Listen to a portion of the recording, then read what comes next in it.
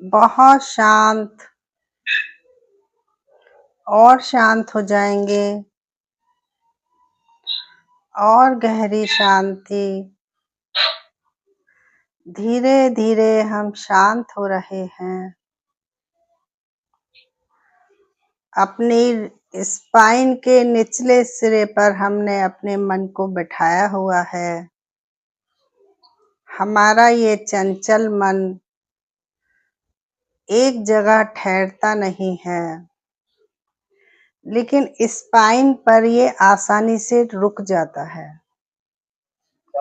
जितना जितना हम स्पाइन पर अपने मन को बैठा के रखेंगे, उतना उतना हमारा मन बहुत शांत होगा, शुद्ध होगा और हमारे मन की एकाग्रता बढ़ेगी, मन की शुद्धता बढ़ेगी। हमारे मन में शुद्धि आएगी, हमारा स्वास्थ्य बहुत अच्छा होगा, शारीरिक स्वास्थ्य भी बहुत अच्छा होगा और मानसिक स्वास्थ्य भी बहुत अच्छा होगा। ध्यान करने से हमारे मन में एकाग्रता आएगी, मन में शांति आएगी और हमारा माइंड बहुत शार्प होगा। हमारे शरीर का जो ठोसपना है वो धीरे धीरे पिघलने लगेगा और हमारी सांस सूक्ष्म होने लगेगी। शरीर के अंदर जो भी गांठें हैं वो खुलने लगेंगी। तब हमारे मन के जो जन्मों जन्मों के बंधन हैं वो भी खुलने लगेंगे। तब हमारे अंदर प्रज्ञा वाला ज्ञान जागेगा, विवेक जागेगा, धैर्य जागेगा, सहन शक्ति आएगी, त्याग की भावना आएगी, दान की भावना आएगी और सबसे बड़ी बात है कि हम क्षमा करना सीखेंगे और हमारी वाणी विनम्र होगी। हम रुकना सीखेंगे, ठहरना सीखेंगे। हमारे मन में ठहराव तभी आएगा जब हम अपनी स्पाइन को बहुत ध्यान से देखेंगे।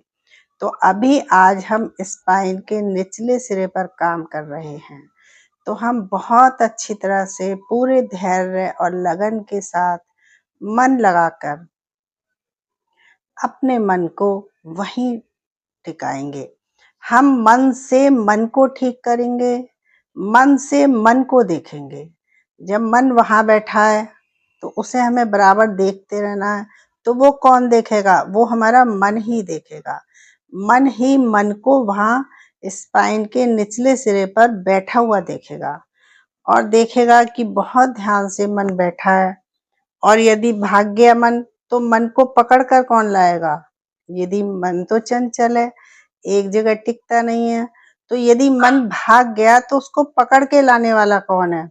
पकड़ के लाने वाला भी मन है। एक ऊपरी मन है और एक भीतर वाला मन है। तो जब हम अपने ऊपर वाले मन को टिका देते हैं तो फिर भीतर वाले मन से हम काम करवाते हैं। तो भीतर वाला मन जो है वो बाहर वाले मन को पकड़ के लाएगा और बिठा कर रखेगा। इसी को माइंडफुलनेस कहते हैं। माइंडफुलनेस का अर्थ यही है कि मन से मन को पकड़ो, मन से मन को जानो, मन को मन से ठीक करो। तो ये हमारा मन ही है जो हमें भगाता है, अच्छे काम में मन नहीं लगने देता है। बाहरी आकर्षण में हमारा मन हर समय भागता रहता है, दौड़ता रहता है। मन को भगाने की जरा सी भी आवश्यकता नहीं है।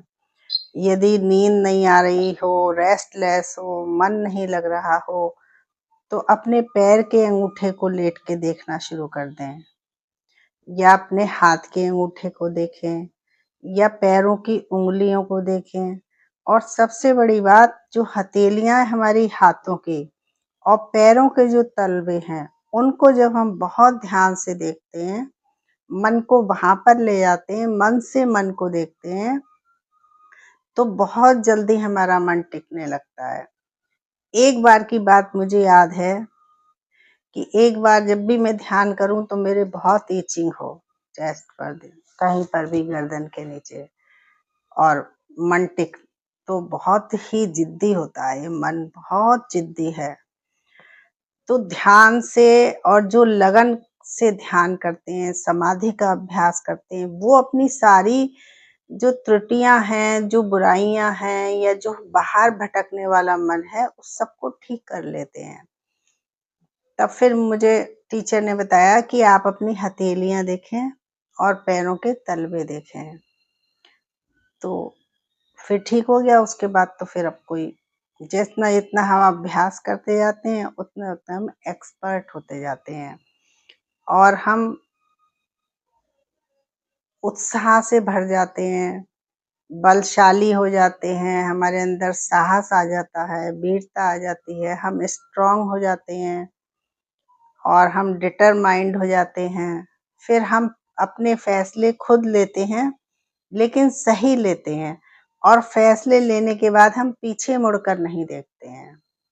तो इसलिए हम समाधि में बैठे हैं और समाधि में बैठकर हम अपनी स्पाइन के निचले सिरे को बहुत ध्यान से देख रहे हैं। वहीं पर मन टिका रहे, यदि मन भागे तो उसे वापस लेकर आएँगे और वापस नहीं आता है तो घबराएँगे नहीं, निराशा आने ना पाए। 2 गहरी साँस लेंगे। गहरी साँस लेने से तुरंत मन शांत हो जाता है और टिक जाता है। इसलिए साँस लेने को बोला जाता है।